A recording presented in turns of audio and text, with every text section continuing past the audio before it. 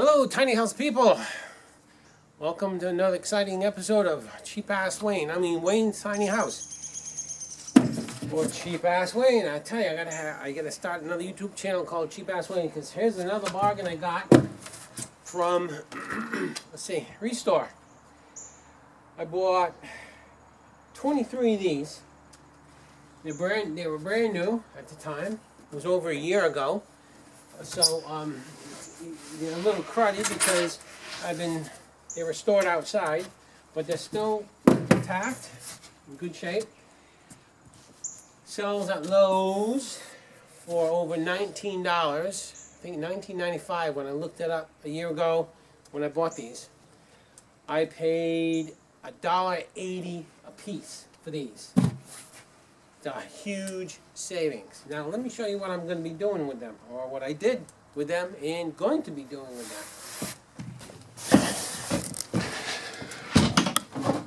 Okay, I put a second layer of insulation in my ceiling.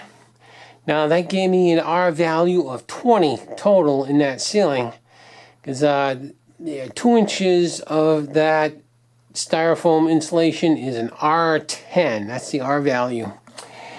And normally originally I was just going to put a layer of rock salt insulation in that ceiling, but since I got that Lowe's Styrofoam insulation so cheap, I put it up there.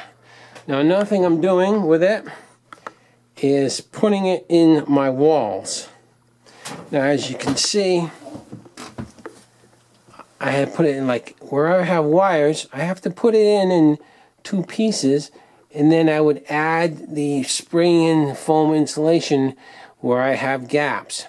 Now what I'll do on top of that, because I have about, I think, 1.5 inches more, I'll put some rock salt insulation there to finish off for an additional R value. I don't know what that would bring me up to, but right now it's 10, so maybe it'll be 15. I'm not sure, but for being a tiny house, it's going to work really well. Now you get areas like this, you can cut a small strip and put it in there. Now I'll show you my method of how I do this, but it's a really tight fit, and with a rubber mallet and a block of wood, you just pound it in there. It makes a tight seal. Now, will I caulk that right there? Maybe or maybe not. If I get any loose pieces, I will or gaps, because sometimes you end up with gaps, I'll just run a bead of caulking there. Huge gaps, I'll put this spray-in foam. Well, let me show you the method I use to do this. So, right up in my sleeping loft, I'm going to start putting some in. And when you have so many wires, you got a bit of a challenge to get the Styrofoam in there. How could I say this? Effectively, if you will. So, let me just show you what I do to achieve this.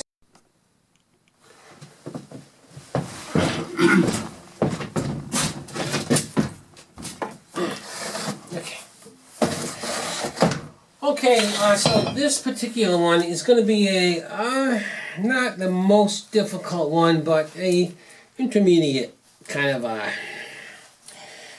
challenge, if you will. Alright, now, let's see. First thing you want to do is take your measurement. Some of them, okay. So that measures to be 20 3/4 of an inch. Let's see. Yeah.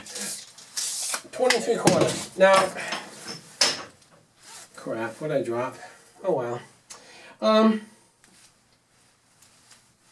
So, always write down your dimensions. I can never remember what I'm doing, so write it down on a piece of paper. Oh, no, a piece of Styrofoam. Look at that. 20 3/4. Okay. Let me double check that. Measure twice, cut once. I don't know. See, it's wider down here. Oh, it's one of these deals where I wasn't perpendicular with my studs. I remember doing that. Yeah. So maybe I should do this. It's like 22. 22. Well, let me look at that. 21. Boy, that's really off. It's going to be a real challenge. Well, this is a good one to demonstrate then. I'm going to call that 21 7/8.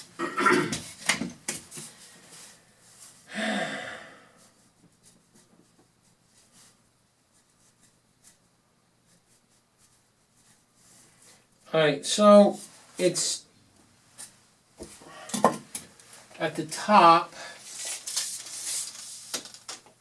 20 3/4, 21 7/8. Shame on you, Wayne. Okay, fine.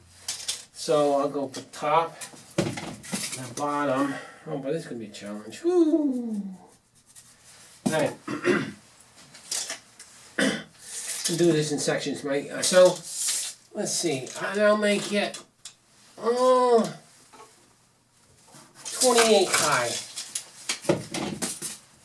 By 28 high. Or tall. Whatever you want to call it. 28 that way. Oh crap, this is going to be fun. Alright. Another thing I want to point out is when you are doing this kind of work, let me see, let me zoom in on our subject plug box, what do you call it, outlet box. There's a gap between the outside sheathing and the bottom or the back side of the box. So I put some spray foam insulation in there to insulate it. If you don't do that, oops, what happened? Okay, yeah, if you don't do that, you're going to have some minimal heat loss between here and the back of your box. So for what it's worth, get your spray foam in there. After it cures, trim it away so that your styrofoam is going to fit well. Okay, just get yourself like a good bread knife works well. And if you're going to steal one from your wife, just tell her, I don't know where it went. You must have lost it in the dishwasher. Or better yet, go to a yard sale, buy one if you're married. And she's going to give you hell. Yes, I have a wife, she can't yell at me. So anyway, just trim it away like that, so that when you cut your board, it's going to fit nicely. Excuse me, just hiccups. Alright, so, what's the next step? Since this is not square, there, or anywhere, because these aren't parallel, we have to trim our board. Now, let me see if I left my tape measure. I need a stupid idiot. Alright, let me see. Alright, let me see. Okay, so that's snug there. Next, snug at the bottom. So, okay. So I guess what I'll do is kind of come like eye it. Eye it. Yeah, I guess so. I'm going to put mine, tuck it up there like that. I'm going to eye where I should trim the top. Let me see. If I do that, yeah, and make a mark right there. Alright, so I know I have to trim from that mark right there, right to the very top. That's the angle, okay? Now, two things. So when you're kind of cutting this type of material, you can use a skill saw, or you can use a hand saw, I guess, too. But I use this either a circular saw, better known as a skill saw, even though it's a trade name, they use that as a generic term, or a table saw. When you're using a table saw, especially when you're cutting 4x8 material, of this stuff. It's prone to kickback, if you know what that means. Now, the kickback just scares you more than anything. Most important part is keep your hands away from that blade. But when you get a kickback from this, it messes up the material. I had a small piece kickback on me, hit me in the stomach, scared me more than anything. Kind of hurt a little bit, not a bunch, but I went, oh, yeah, that kind of hurt. It ruined the material, the piece I was cutting, but didn't get hurt. Just be ready for it, and don't let it scare you too much. It's going to piss you off more because you messed up the piece. So you got to get a technique down when you're cutting this on a table saw. In any case, I made a mark from here. Oh, and made a mark here. I got to draw a straight line, and I got to cut it at that angle. That's my next step.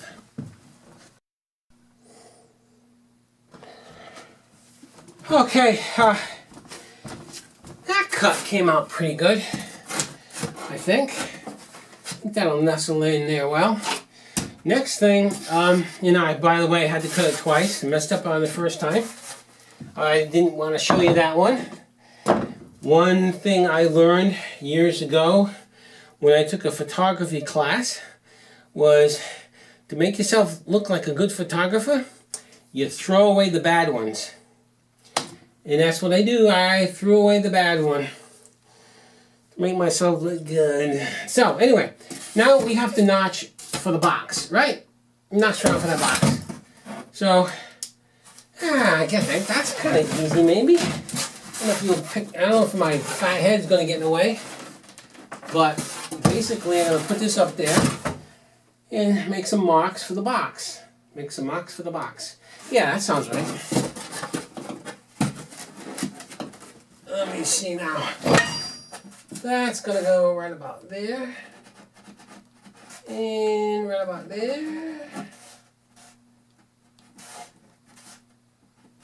And it won't hurt to cut this larger because you're going to come in later with some spray foam insulation anyways, like that great stuff, and fill in your gaps. So I think I'm going to go quite a bit higher because it's larger than just this because of where the nails go holding this box against the 2x4, right?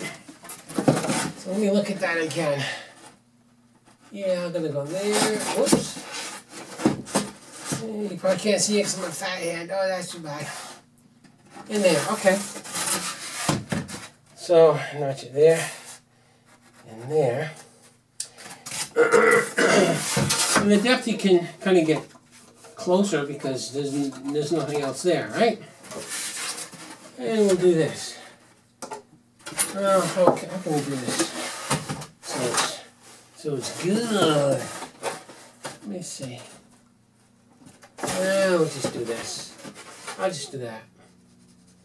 I'll shoot a line down parallel to these other two lines. Now these cuts, I prefer to do with a hacksaw. Hacksaw will cut through this really nice instead of using a circular saw. Okay, let's see how well we did here. What's this sweet shit? It's just me. You guys are just watching. Okay, so that part seems like it's gonna work out well, isn't it? All right, now, one other thing. You've got this, whoops, that's not good, huh? I should nail that right there, or maybe not.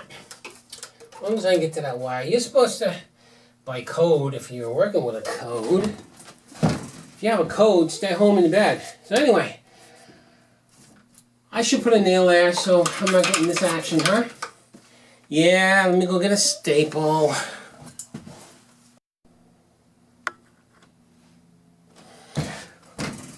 Okay, I didn't want to bore you with me nailing in a staple, so nail and a staple, so now we don't have any loose issues here. Just have that, that's cool.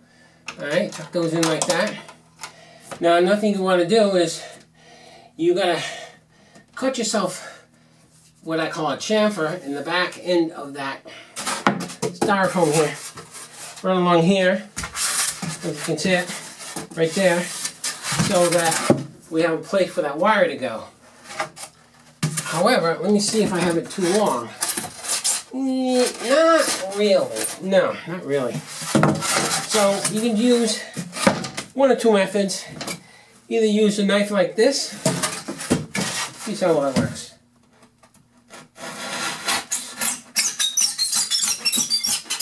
Yeah, that works pretty good. Or you can use hacksaw blade.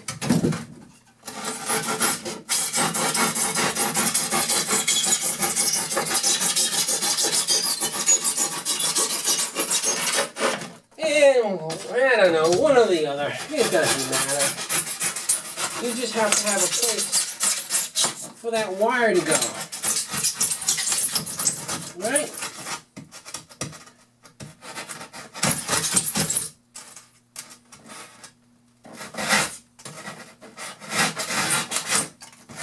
And there. So, you know, something like that. I don't know. Let me see.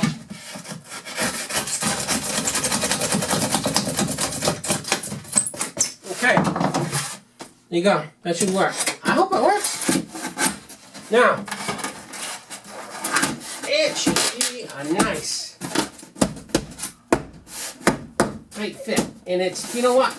It's too tight, which is good because now I'll just go to the table saw and I'll just take a slight slice right off of here. Let me double check and make sure. Yeah, one slice off that. You can see where, I don't know if you can see it on the camera, you can see where the 2x4 made an indentation there.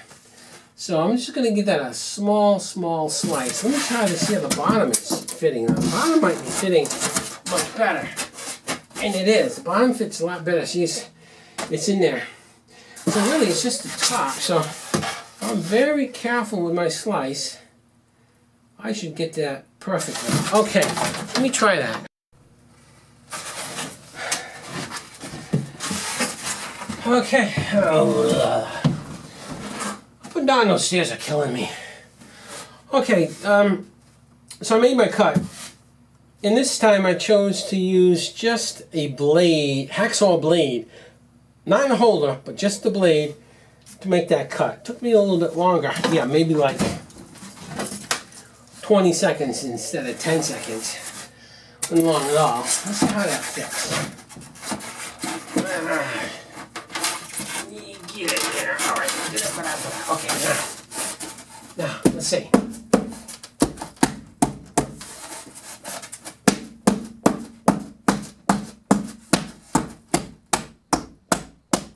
Oh, I cracked it. I hate it. Well, that's no problem at all. But now, best method for this is you get a 2x4. Oh, wait a minute. Ooh. I'm gonna have a problem here. We do, but that's all right. Got a wire right there. It's all right. Don't worry about that. We take care of that like this. Just don't cut your wire. We need to cut a path for the wire. That's all. That's all. And there it is, right there. Okay, good. 2 wires. Okay. That's okay, because we're gonna be spraying some foam in there. So let me get a 2x4 and a hammer, my rubber mallet.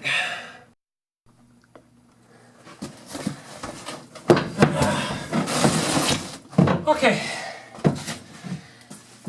You can use a hammer, you know, regular. This is a framing hammer. But I prefer this rubber mallet. It seems to give more wallop when you're doing something like this. So first thing I want to do is, if I can, tap it up so there's no gap. The gap doesn't bother me that much because I'm going to put some silicone, well not silicone necessarily, some caulking there to stop any air infiltration. but it's nice to get it tight. Sometimes you can't do it, or you do something like this without making sure that's going in tight. But anyways, hey guys, we're gonna do this. See what goes up.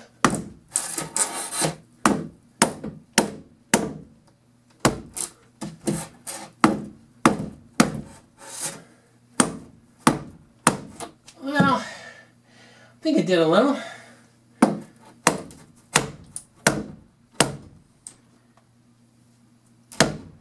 Alright, that's enough. That's enough. Get your block of wood like that.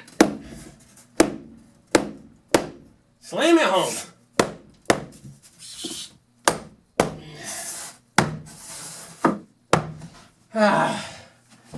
How do you say God bless you in German? Gesundheit.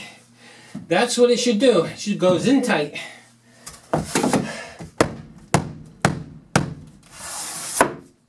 And you know you're all the way in with this material is when you have a normal 2x4. You have 2x4s flush with your stud. You know that the back side of this is touching your sheathing right there. So that's beautiful. We got a gap there, but not much of a gap there. So I'll just run some caulking right there. No big deal. Whether I run caulking down here is optional because it's so tight. I'll run some caulking here. Right? Not that it's going to matter a whole bunch, because it's a tiny house. It's not going to cost much to heat, is it? Now I'm all hot and dizzy. Whew. Alright, that's quite successful. I thought it was going to be more difficult than it was. It wasn't. Now, down below, I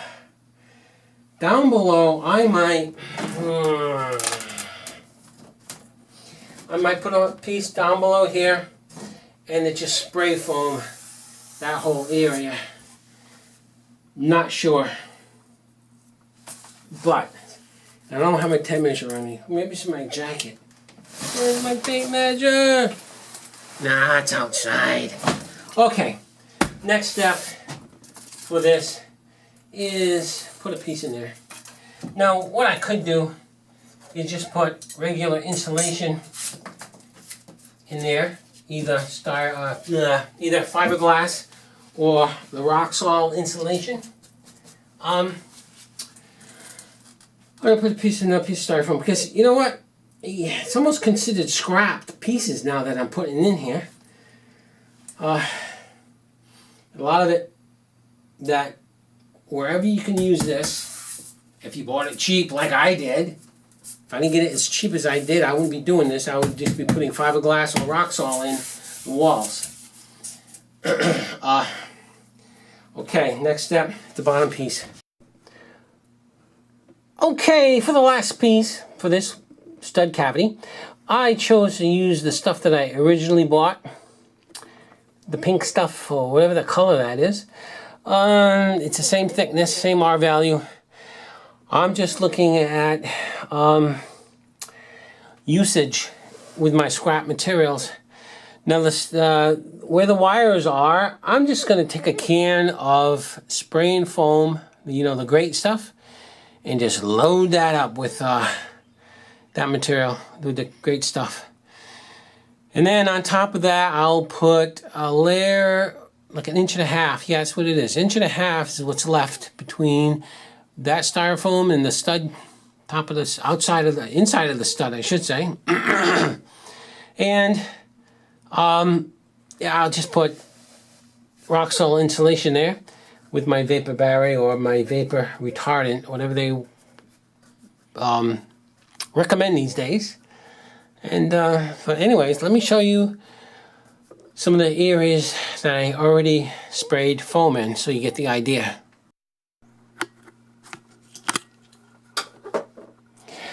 Okay, as you can see, on this one to the left of the window, I have 3 pieces in there, okay? And the gap I just filled up with the great stuff spray and foam insulation, and it needs a little bit more. See, you can see a whole layer going right through to the outside sheathing. So I'll squirt a bit in there after.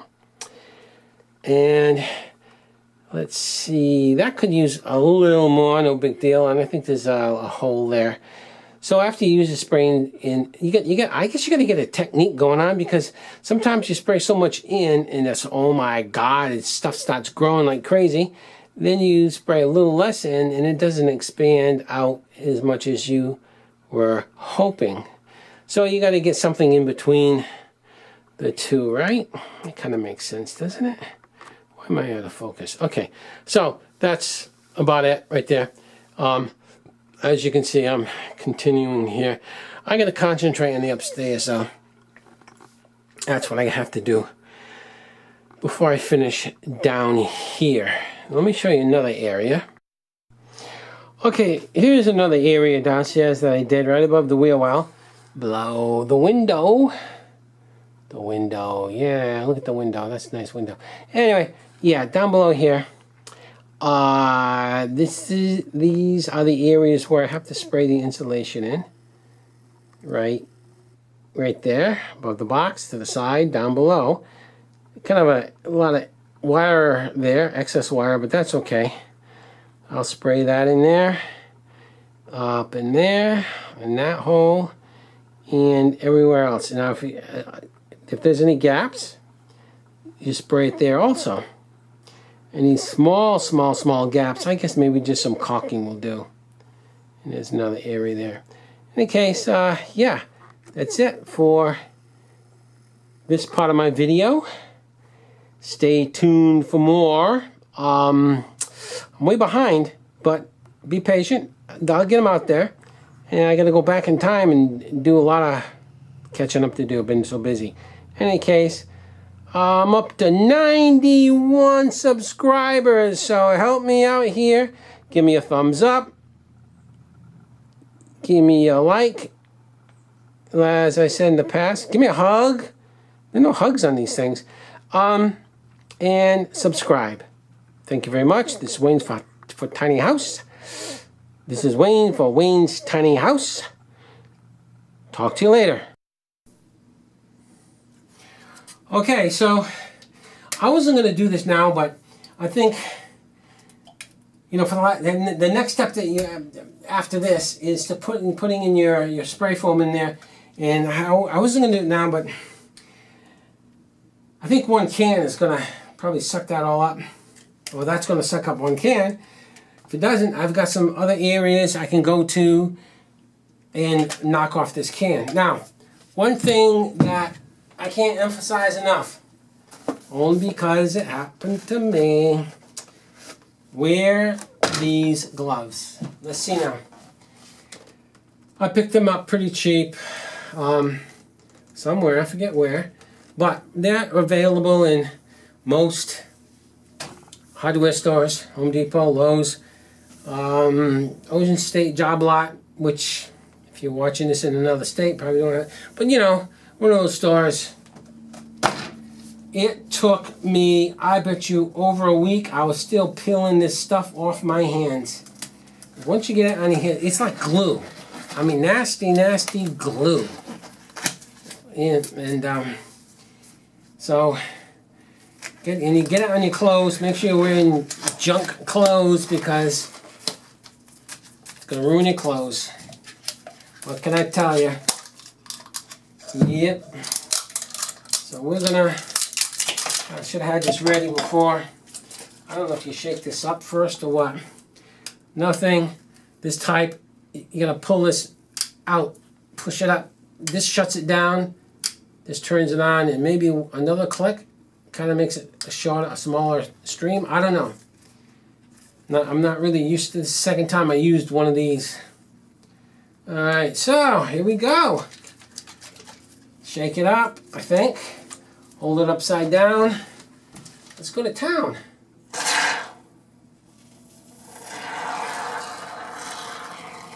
Now this expands a lot.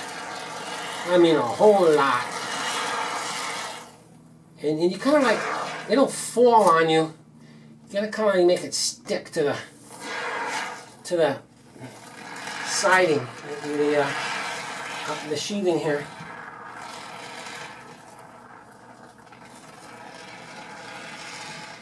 Ah, damn it. But if it falls down there, I guess I'm all right.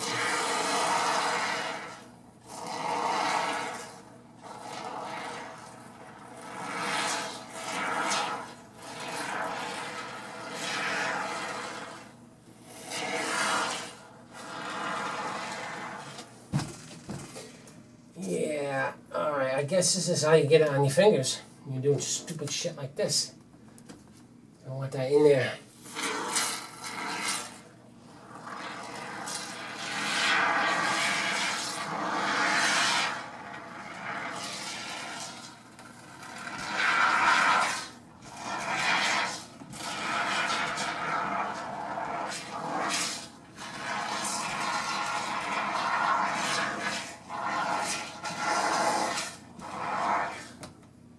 Now, in some areas, you might come after it all, you know, cures, dries, whatever.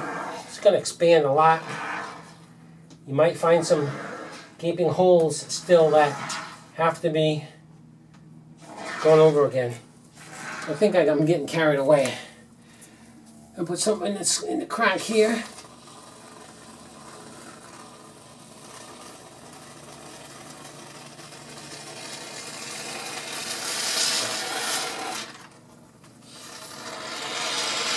Oh, no.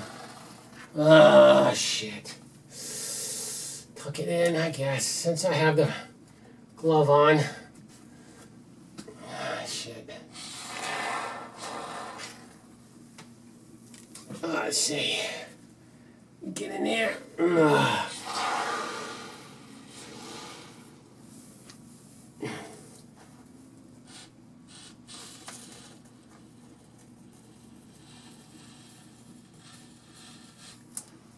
Yeah, I think so. Okay, that's the last bit for here. And that's the end of the video. So, give me a thumbs up and subscribe. What else? Give me a like. I don't care. Tell them I care. Just doing this for fun. That's all. And if I don't get anything, I don't care. Talk to you later.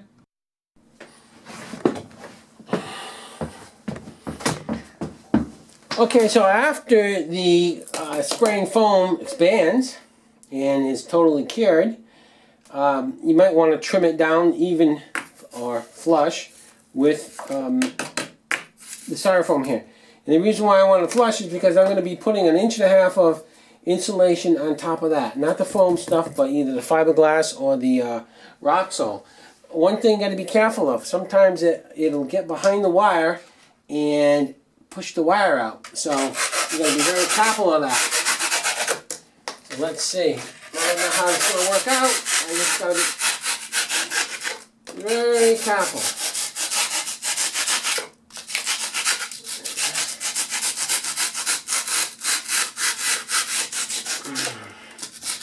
And I can see the wire right there. I don't know if it's above. I'm going to find out. No, yeah, it's right there.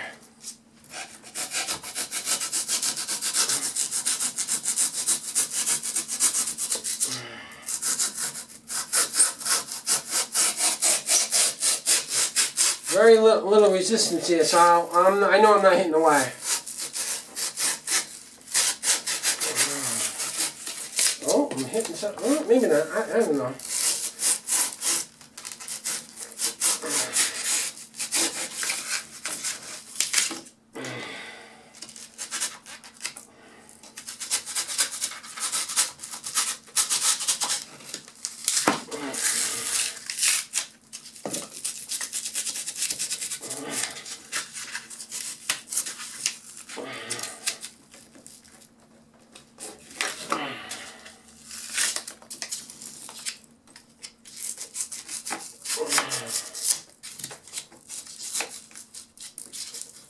And, you know, it's not going to hurt to maybe push it if it's too close, huh? Yeah, just do that. And the bottom part, very impractical to do it with a hacksaw. So I'll just do it with a knife.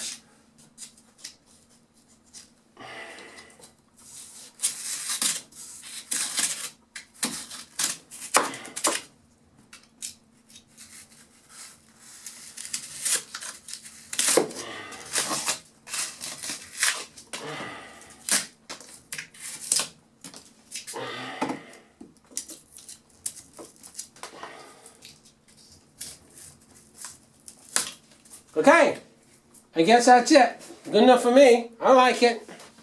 Talk to you later.